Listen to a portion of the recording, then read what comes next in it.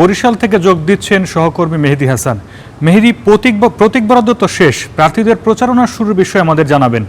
ধন্যবাদ। আসলে সারা দেশের মতো চিত্র কিন্তু বরিশালেও সকালে সকালে প্রতীক বরাদ্দ করা হয়েছে এবং প্রতীক বরাদ্দের আগে এখানকার রিটার্নিং কর্মকর্তা সকল প্রার্থীদের সাথে কথা বলেছেন এবং আচরণবিধি মেনে চলার জন্য কিন্তু তিনি সবার প্রতি অনুরোধ করেছেন।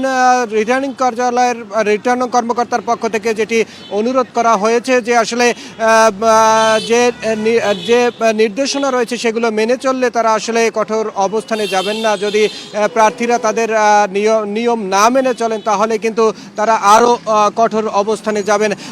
এই প্রতীকে পাওয়ার পর কিন্তু আগামীকালকে থেকে প্রতীকে নিয়ে প্রচারণা শুরু করবে। ইতিমধ্যে আমরা সকল প্রার্থীদের বেশ কয়েকজন প্রার্থীর সাথে আমরা কথা বলেছি। তারা যেমনটি বলেছেন যে বরিশালে তারা কিন্তু প্রস্তুতি নিচ্ছেন যে সর্বাত্মকভাবে প্রচারণায় এবং নিজেদের যে দলকে জিতিয়ে আনার জন্য, নিজের পক্ষ থেকে জিতিয়ে আনার জন্য কিন্তু তারা প্রস্তুত হচ্ছেন।